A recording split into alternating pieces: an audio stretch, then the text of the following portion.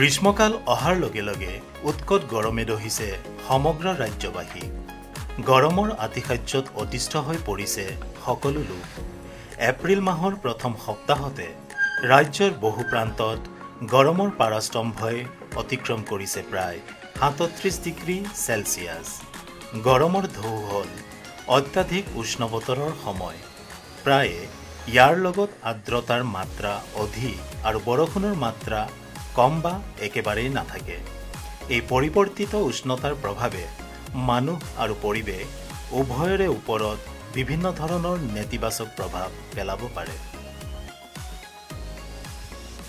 নমস্কাৰ প্ৰিয় দৰ্শক, আপোনালোক সকলোকে আন্তৰিক স্বাগতম জনাইছোঁ আজিৰ এই বিশেষ অনুষ্ঠানটিৰ মাজলৈ। দ্ৰুত জলবায়ু পৰিৱৰ্তনে বিশেষভাৱে প্ৰভাৱ পেলাইছে আমাৰ দৈনন্দিন জীৱনত। সম্প্ৰতি উৎকট গৰমৰ ফলত ব্যাহত হৈ পৰিছে আমাৰ সাধাৰণ জীৱন যাত্ৰা। এপ্ৰিল মাহৰ প্ৰথম সপ্তাহতে পাৰাস্তম্ভই প্ৰায় ৩৭ ডিগ্ৰী চেলছিয়াছ স্পৰ্শ কৰিছে। জলবায়ুৰ পৰিৱৰ্তিত উষ্ণতাই বা গৰমৰ ঢৌৱে মানুহ আৰু জীৱকুলক কি ধৰণে প্ৰভাৱিত কৰিছে সেই বিষয়ে জানিবলৈ আমি ওচৰ চাপিছিলোঁ বিভিন্নজনৰ। গতিকে আহক মোৰ সৈতে।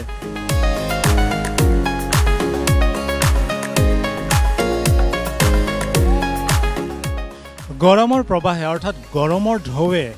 বাৰুকৈ প্ৰভাৱ পেলাইছে আমাৰ ওপৰত। আৰু এই গৰমৰ পৰা বাচিবলৈ কোনোৱে গৈছে কুঁহিয়াৰৰ ৰস খাবলৈ, কোনোৱে খাইছে ডাবৰ পানী, কোনোৱে খাইছে ফলৰ ৰস, কোনোৱে খাইছে आइसक्रीम। मैं आपसे जानना चाहूँगा कि अभी तो गर्मी बहुत बढ़ रहा है, इसका कारण क्या है आपके ख्याल से? गर्मी के बढ़ने का कारण एक ही है, जो इधर पेड़ पौधा कमी हो रहा है, पेड़ काटा जा रहा है, ग्लोबल वार्मिंग बढ़ रहा है, फ्रीज केसी ऐसे चीज़ों का बहुत ज़्यादा उपयोग हो रहा है और ठंडा मटके वगैरह ऐसे बहुत कम यूज हो रहा है, फ्रीजर का उपयोग ज़्यादा हो रहा है। गर्मी से बचने के लिए अपन दिन में ऐसे ठंडा खा सकते हैं, आइसक्रीम खा सकते हैं, जूस खा सकते हैं, फ्रूट जूस खा सकते हैं। उसमें भी ज़्यादातर फ्रूट जूस खाना अच्छा रहता है। गर्मी से बचने के लिए पानी ज़्यादा खाओ और ऐसा डिहाइड्रेट के लिए खाना है। হয় প্ৰিয় দৰ্শক, পৰ্যাপ্ত পৰিমাণৰ পানী খাওক, ফলৰ ৰস খাওক, কুঁহিয়াৰৰ ৰস খাওক আৰু লগতে ডাবৰ পানী খাওক আৰু দেহ মন শীতল কৰি ৰাখক।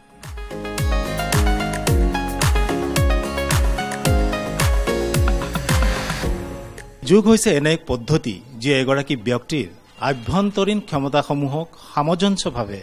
বিকাশ ঘটাব পাৰে। এনে উৎকট গৰমত যোগাভ্যাসৰ জৰিয়তে আমি কি ধৰণে নিজকে সন্তুলন কৰি ৰাখিব পাৰোঁ সেই বিষয়ে জানিবলৈ আজি মোৰ সৈতে উপস্থিত আছে বিশিষ্ট যোগ বিশেষজ্ঞ জ্যোতিপ্ৰসাদ মজুমদাৰ ডাঙৰীয়া। দেখিছোঁ দিনে দিনে পাৰাস্তম্ভ বাঢ়ি গৈ আছে। ইয়াৰ মূলতেইটো হ'ল আমি নিজেই কিছু ভুল কৰি গৈছোঁ, যে ইচ্ছা কাৰণে ইচ্ছা ভৰণে যি কৰিব তাৰে ফল ভুগিব। তো আমি আজি যি পাই আছোঁ সেয়া আমাৰ নিজৰ ভুলৰ কাৰণে পাই আছোঁ। যে ধৰক এতিয়া আমি নিজে গছ বননি ধ্বংস কৰি দিছোঁ, যাৰ কাৰণে আজি আমি নিজে এতিয়া শাস্তি ভুগিব ধৰিছোঁ। আৰু হয়তো নেক্সট পিৰিয়ডলৈ কি কষ্ট সেইটো আমি ভাবিবই নোৱাৰোঁ। হয়তো লাহে লাহে এনেকুৱা হ'ব পাৰে যে গৰমৰ প্ৰকোপত থাকিব নোৱাৰিব, পাৰাস্তম্ভ বাঢ়ি গৈ থাকিব, হয়তো উশাহ লোৱাটো কষ্ট পাব, যাৰ কাৰণে হয়তো অক্সিজেন চিলিণ্ডাৰ পিঠিত বান্ধিলেও ঘূৰিব পাৰিব। হয়তো আজি ৫০-৬০ বছৰ পিছত এনেকুৱা পৰিস্থিতি আহিব পাৰে। তো তাৰ কাৰণে আমি আমি সজাগ হ'ব লাগিব। বহু কাম কৰণীয় আছে, কৰিব লাগিব। ৰাজ্যত এতিয়া আমাৰ গছ গছনি আৰু ৰুব লাগিব। যোগাভ্যাসত ইয়াত বহুতো কণ্ট্ৰল কৰিব পাৰে শৰীৰটোক। যেনে আমি যদি প্ৰাণায়াম কৰোঁ, প্ৰাণায়ামৰ থ্ৰুদি আমি শৰীৰটোক বহুত ঠাণ্ডা কৰি শীতল কৰি ৰাখিব পাৰোঁ। যেনেকুৱা ধৰণৰ আমাৰ আছে শীতলী প্ৰাণায়াম, য'ত শৰীৰটো শীতল কৰি ৰাখিব পাৰোঁ। চিৎকাৰী প্ৰাণায়াম, য'ত চিৎকাৰী পৰত শৰীৰটো ঠাণ্ডা হৈ থাকিব পাৰিব। য'ত আমি চন্দ্ৰভেদী প্ৰাণায়াম বা ভ্ৰামৰী প্ৰাণায়াম, এনেকুৱা এনে চাৰি ধৰণৰ মই প্ৰাণায়ামৰে কথা কৈছোঁ, আৰু বহু আছে। এই চাৰি ধৰণৰ প্ৰাণায়ামো যদি কৰি থাকোঁ আমি, আজি বহু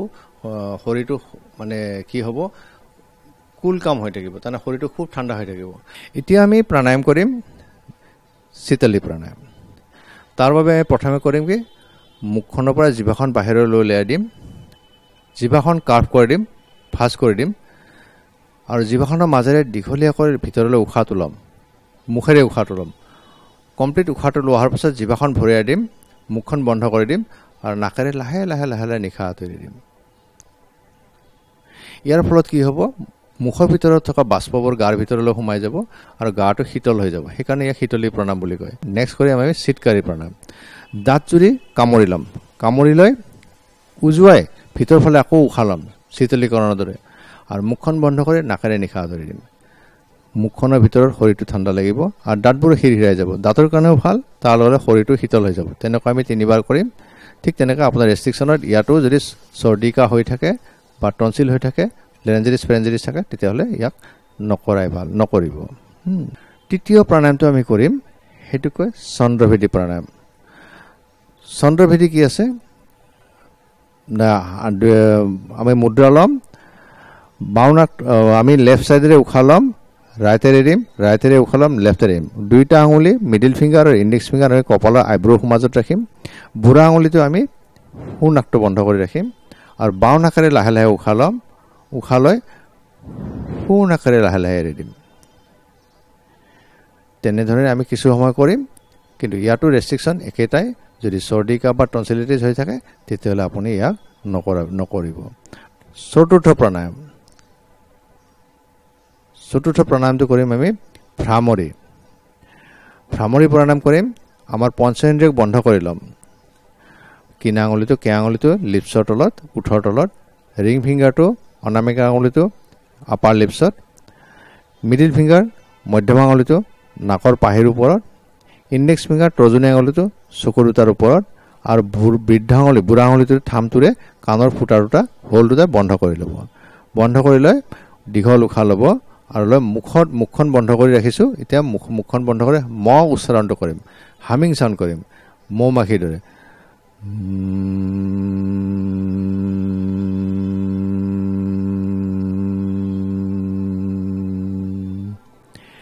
এনেকৈ 10 বাৰ কৰিম যোগৰ এটোৱে হ'ল আমি মনক বশ কৰিব লাগে যদি মনক আমি বুজাব পাৰোঁ যে এয়া গৰম নহয় এয়া ঠাণ্ডাহে লাগিছে মোৰ শৰীৰটো ঠাণ্ডা লাগি আহিছে মই ভাল পাই আহিছোঁ ঠাণ্ডা লাগিছে লাহে লাহে দেখি মোৰ শৰীৰটো শীতল হৈ আহি থাকিব কাৰণ কিয় মনেহে মোক শৰীৰটোক ইনফৰ্মেশ্যন দিব যে মই কেনেকৈ চলিব লাগে বা মনটো কেনেকৈ কণ্ট্ৰল কৰিব লাগে ইয়াৰ যোগৰ বহুতো সেইবোৰ প্ৰাধান্য আছে আয়ুৰ্বেদ হৈছে বহু হাজাৰ বছৰ পুৰণি পাৰম্পৰিক ভাৰতীয় চিকিৎসা পদ্ধতি যি আমাৰ আধুনিক জীৱনশৈলীক সঠিক দিশ দিয়ে আৰু স্বাস্থ্যৰ বাবে ই যথেষ্ট লাভদায়ক গৰমৰ ঢৌৱে আমাৰ ওপৰত কি ধৰণৰ নেতিবাচক প্ৰভাৱ পেলায় সেই বিষয়ে জানিবলৈ আমি গৈছিলোঁ কেন্দ্ৰীয় আয়ুৰ্বেদ অনুসন্ধান সংস্থালৈ এই সম্বন্ধে ডাক্তৰ জেউতিৰাণী দাসে আমাক এইদৰে কয় এই গ্ৰীষ্মকালত শাৰীৰিক সমস্যাবিলাকৰ ভিতৰত আমি ছালৰ বেমাৰ বেছিকৈ দেখা যায় যেনেকুৱা শিশুৰ পৰা বৃদ্ধলৈকে ছালৰ সমস্যাবিলাক যদি মাৰাত্মক নহয় কিন্তু আমাৰ দৈনন্দিন জীৱনত ই বহুতখিনি প্ৰভাৱ পেলায় আৰু অকল শাৰীৰিক ছালৰ সমস্যা বুলিয়ে নহয় আমাৰ বিভিন্ন পেটৰ অসুখ বা পেচাব জ্বলা পোৰা আদিৰ পৰা সকলো ধৰণৰ বেমাৰে এই গৰমৰ গ্ৰীষ্মকালত আমি দেখা পাওঁ তাৰ বাবে আমাৰ আয়ুৰ্বেদিকত বিভিন্ন ধৰণৰ প্ৰিভেণ্টিভ বা ট্ৰিটমেণ্ট উল্লেখ কৰা আছে যেনেকুৱা আমি শাৰীৰিক সমস্যা স্কিনৰ ফলত যিখিনি হয় ছোৱালীসকলৰ যিখিনি আপোনাৰ ধৰক একনি হয় যিটো একনি ব্ৰেকআউট হয় মেক্সিমাম আমি গ্ৰীষ্মকালত দেখা পাওঁ মেলাজমা যিটো গালত হেৰি কলা চৰম বুলি কয় সেইটো তাৰপিছত আপোনাৰ ছানবাৰ্ণ ছান এলাৰ্জি আপোনাৰ ফলিকুলাইটিছ যিটো সৰু সৰু ফুহা বা ঘামুচি এনেকুৱা ধৰণৰ শাৰীৰিক সমস্যাবিলাক আমি সাধাৰণতে গ্ৰীষ্মকালত দেখা পাওঁ তাৰ ফলত আমাৰ আয়ুৰ্বেদৰ মতে মানে যিটো পিত্ত বাঢ়ে গ্ৰীষ্মকালত পিত্ত বাঢ়ে আৰু এই পিত্তটো আমি কমাই ৰাখিবৰ কাৰণে পিত্ত কমকৈ কিছুমান খাদ্যৰ কথা উল্লেখ আছে যেনেকুৱা আমি ডাবৰ পানী খাব পাৰোঁ ডাবৰ পানী বা এল'ভেৰা জুচ এনেকুৱা ধৰণৰ কিছুমান আমি ঘৰতে ঘৰুৱা খাদ্য হিচাপে আমি ল'ব পাৰোঁ যিহেতু আমাৰ ডিহাইড্ৰেশ্যন বেছি হয় আমি শৰীৰটো শীত কৰি ৰাখিবৰ কাৰণে ডাবৰ পানী যথেষ্ট উপকাৰী আৰু অন্য ঋতুৰ তুলনাত এই গ্ৰীষ্ম ঋতুত আমি পানী অলপ বেছিকৈ খাব লাগে যিটোৱে আমাৰ শাৰীৰিক সমস্যা যেনেকুৱা পেচাব জ্বলা কৰাৰ পৰা আদি এইবিলাক ধৰণৰ বেমাৰৰ পৰা আমাক হাত খৰাত সহায় কৰে তাৰপিছত আমি যিটো একনি আজিকালি ছোৱালীবিলাকতো ডাঙৰ সমস্যা হৈছে আৰু এইটো গ্ৰীষ্মকালত ইমান বেছি যে তেলতীয়া ছালৰ কাৰণে তাৰ কাৰণে আমি পিত্তবধ হওঁ যেনেকুৱা আমি ফাষ্টফুডৰ প্ৰতি আকৰ্ষিত হৈছোঁ আমি বাহিৰা ধৰণৰ আমাৰ সাজ পোছাক আমি চেঞ্জ কৰিছোঁ সেই সকলোবিলাক আমি সলনি কৰিব লাগিব আমি যিমান পাৰে আমি ঘৰুৱা খাদ্য গ্ৰহণ কৰিব লাগিব তাৰপিছত আমি নিজৰ বডিটো চাফা কৰি ৰাখিবৰ কাৰণে আমিতো গাটো ধুইছোৱে গা ধোৱাৰ লগতে আমি ভিতৰৰ বডিটো আমি অন্তৰ পৰিমৰ্জন যিটো ভিতৰখনো চাফা কৰি ৰাখিব লাগিব আৰু আমাৰ আয়ুৰ্বেদৰ মতে তেনেকুৱা ধৰণৰ বিৰেচন আছে পঞ্চকৰ্মত যদি কাৰোবাৰ সমস্যা আছে কোষ্ঠকাঠিন্যৰ তেনেকুৱা ধৰণৰ সমস্যাবিলাক বিৰেচনৰ সহায়তে আমি কমাব পাৰোঁ শিশুসকলেও ছালৰ সমস্যাত ভোগে সাধাৰণতে শিশুসকলে আপোনাৰ ঘামুচি বা বসন্ত ৰোগত বেছি ভোগে ইয়াৰ কাৰণে আমি কি কৰিব লাগিব সৰু ল'ৰা ছোৱালী যিহেতু সিহঁতে বুজি নাপায় সিহঁতৰ সদায় গা ধোৱাটো নিয়মিত ৰূপে আমি ৰাখিব লাগিব দৰকাৰ হ'লে আমি দুবাৰো ধুৱাব লাগিব কাৰণ এই ঘামচিটো বাহিৰৰ লেতেৰাৰ ফলত হয় যিটো ঘামটো ওলাই যাব নোৱাৰে তাৰপিছত আমাৰ বসন্ত হোৱাৰ ফলত আমি বসন্তৰ কাৰণে আমি লাইট ফুড যিটো ডাইজেষ্ট কৰিব পাৰোঁ যিটো আমি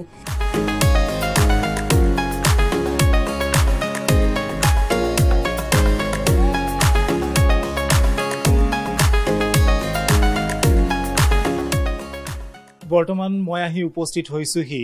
আঞ্চলিক বতৰ বিজ্ঞান কেন্দ্ৰত আমি সঘনাই দেখিছোঁ যে দ্ৰুত জলবায়ু পৰিৱৰ্তনে মানৱ সমাজৰ ওপৰত বিভিন্ন ধৰণে প্ৰভাৱ পেলাইছে বাইদেউ আপোনাৰ পৰা জানিবলৈ বিচাৰিছোঁ এই জলবায়ু পৰিৱৰ্তন কি ই কিয় হ'বলৈ ধৰিছে এই বিষয়ে সবিশেষ জনাব নেকি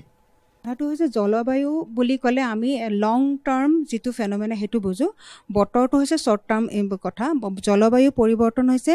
যেতিয়া আমি 100 বছৰৰ ৰেফাৰেঞ্চত মিনিমাম অফ 30 ইয়াৰ ৰেফাৰেঞ্চত যেতিয়া আমি কওঁ যে এটা পাৰ্টিকুলাৰ জাগাৰ ক্লাইমেট পেটাৰ্ণটো কেনেকৈ সলনি হৈছে মানে আগতে এনেকৈ বৰষুণ হৈছিল এতিয়া এনেকৈ বৰষুণ হয় আজিকালি পিছুৱাই গৈছে আগতে জুন মাহৰ পৰা মনচুন ষ্টাৰ্ট হৈছিল এতিয়া কেইদিনমান পিছুৱাই গ'ল বা আগতে আমাৰ নৰ্মেল মেক্সিমাম টেম্পাৰেচাৰ ইমানখিনিলৈকে গৈছিল এতিয়া আমাৰ বাঢ়ি গৈছে বা আগতে হেভি ৰেইনফল ইমান নহৈছিলে আজিকালি সঘনাই হ'বলৈ লৈছে সেইবোৰ কথা অন দ্য ৰেফাৰেঞ্চ অফ আপোনাৰ 100 ইয়াৰ্ছ অফ সেইটোক আমি জলবায়ু যেতিয়া সেই এভাৰেজতকৈ যেতিয়া আমাৰ সলনি হৈছে তেতিয়া আমি তাক কওঁ জলবায়ু পৰিৱৰ্তন প্ৰথম কথাটো হৈছে ইয়াৰ কনচিকুৱেঞ্চেছবিলাক আচলতে আমি অনুভৱ কৰোঁ আমি সেইটো এক্সপিৰিয়েঞ্চৰ পৰাই কওঁ যে জলবায়ু পৰিৱৰ্তন হৈছে আৰু সেইটো আমি ধৰক আমি এই সঘনাই আজিকালি দেখিব লৈছোঁ যে ক'বলৈ লৈছে যে হিটৱেভ হৈছে টেম্পাৰেচাৰ আগতে ইমান নগৈছিলে অসমত বা ভাৰতৰ বিভিন্ন জেগাত নহৈছিল আজিকালি হৈছে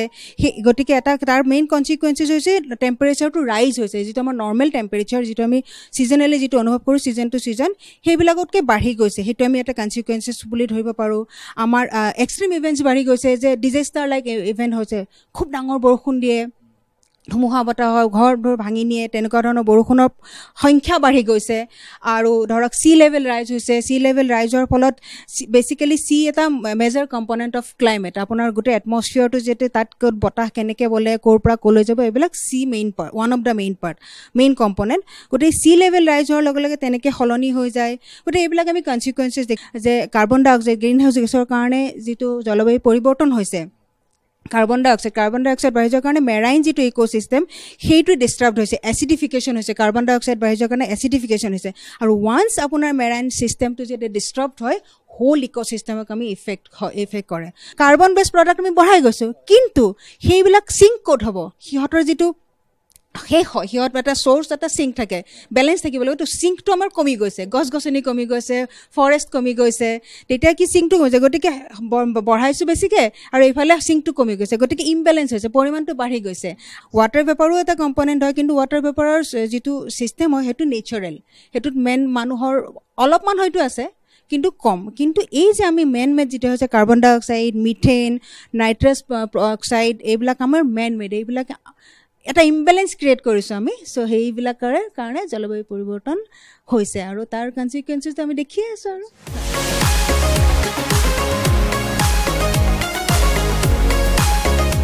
ইয়াতে ছিষ্টেমৰ ভিতৰত আছে আপোনাৰ এইটো দেখা পাইছে আপুনি এইটো ডাটা লগাৰ বুলি কয় সেই ডাটা লগাৰ লগত আমাৰ চব সেন্সৰবিলাক ইয়াতে তলতে কানেকশ্যনবিলাকৰ লগোৱা আছে তাতে কি সেন্সৰ্ছ আছে যেনেকৈ আছে এটা ATRS মই আপোনাৰ পিছফালে দেখুৱাম অলপ পাছতে সেইটো হ'ল ATRS সেইটো এয়াৰ টেম্পাৰেচাৰ আৰু ৰিলেটিভ হিউমিডিটিটো আপোনাৰ ৰেকৰ্ড কৰে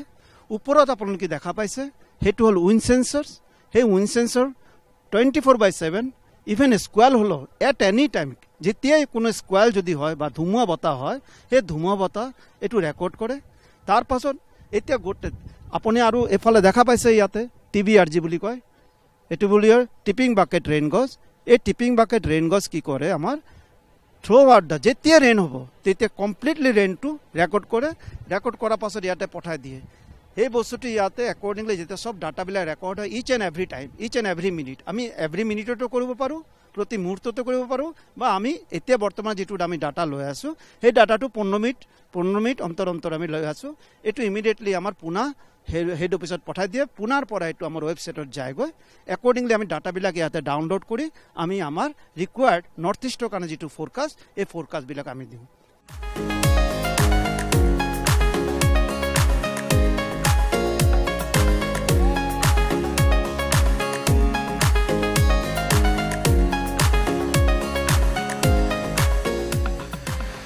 উৎকট গৰম ভীষণ গৰমত থাকিব নোৱাৰি গোলা খাইছোঁ চুস্কি আমি প্ৰত্যেকে জানো যে ভীষণ গৰমে দহিছে গোটেই ৰাজ্যবাসীক আৰু মোৰ ওচৰত আছে এগৰাকী ঠাণ্ডা বেচা চৰ্বত বেচা ব্যক্তি আহকচোন তেখেতৰ মনৰ ভাৱ জানো দাদা আমি দেখিছোঁ যে গৰম সাংঘাতিকভাৱে বাঢ়িছে ইয়াৰ কাৰণটো কি বুলি ভাবে আপুনি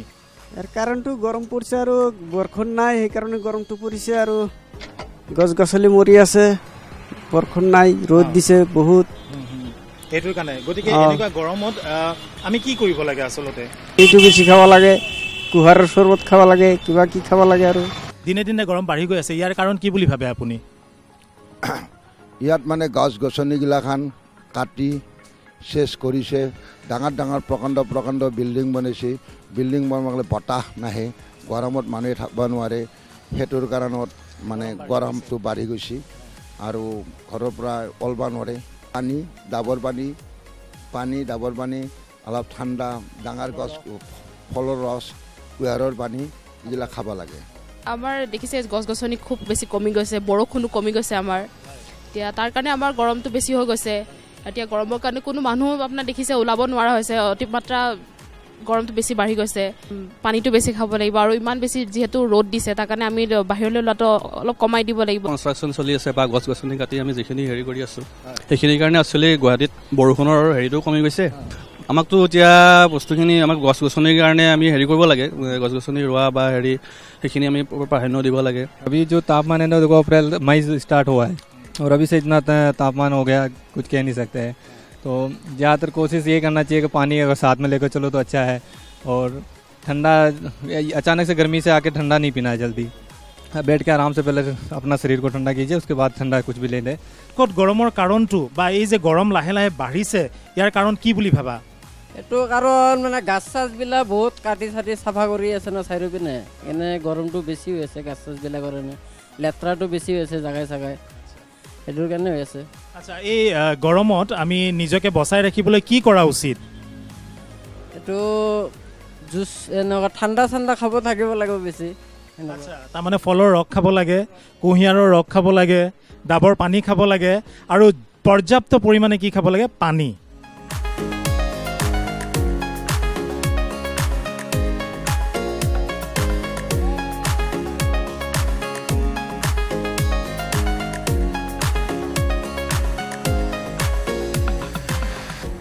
গৰমৰ দিনত হয় কি যিবিলাক বীজাণু আছে ভাইৰাছজনিত পেৰাচাইটজনিত বা বেক্টেৰিয়াজনিত বেমাৰবোৰ বেছি হয় কাৰণ সকলোৱে জানে গৰমত আৰ্দ্ৰতা বৃদ্ধি পায় কাৰণে এই বীজাণুবিলাকৰ মানে বৃদ্ধিও বেছি হয় সেইটো কাৰণে সকলো ধৰণৰ বেমাৰ হ'ব পাৰে এতিয়া 2 বছৰমানৰ পৰা আমি দেখিছোঁ যে খুব বেছি উষ্ণতা বৃদ্ধি পাইছে গোলকীয় উষ্ণতা বৃদ্ধি হোৱাৰ কাৰণে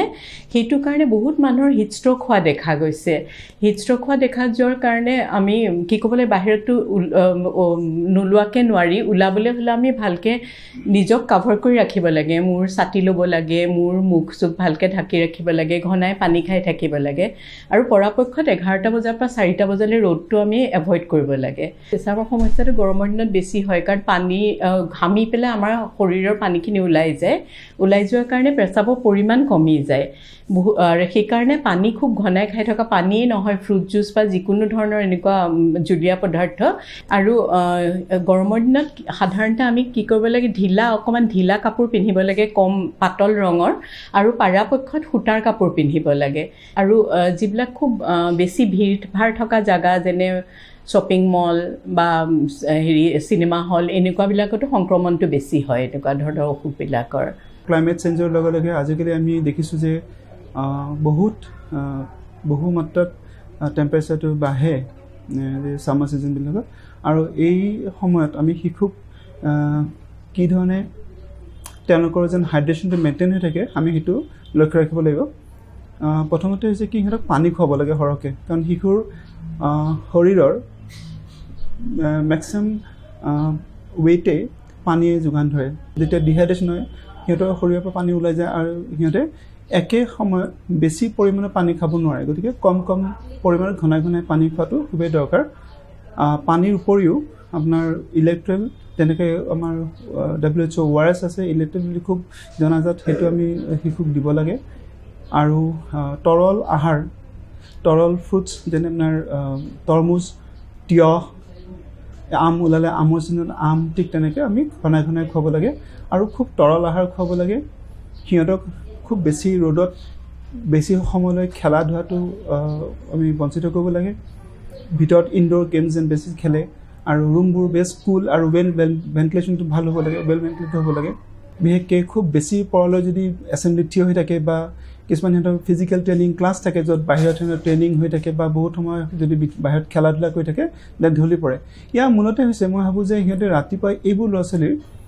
ৰাতিপুৱা আজিকালি সোনকালে স্কুলবোৰ আৰম্ভ হয় চ' ৰাতিপুৱা প্ৰায়ভাগে মানে খুব কম আহাৰ খাই যায় নৰ্মেল ব্ৰেকফাষ্টটো সিহঁতৰ পৰিপূৰ্ণ নহয় চ' ৰাতিপুৱা উঠিয়ে পানী এগিলাছ খোৱাটো খুব দৰকাৰ মানে আৰু আমি শিশুৰ ক্ষেত্ৰত আমি বেলেগ এজ গ্ৰুপত আমাৰ পানীৰ যোগানটো আমি বেলেগ ধৰণে দিব লাগে আৰু পানী খাই পেলাই সিহঁতক ভাত বা অন্য পেট ভৰা আহাৰ চুজি দালিয়া বা কৰ্ণফ্লেক ওটছ এইবোৰ খুৱাই পঠিয়াব লাগে উৎকট গৰমৰ পৰা কিদৰে পৰিত্ৰাণ পাব পাৰি তাৰ বাবে চৰকাৰে কিছু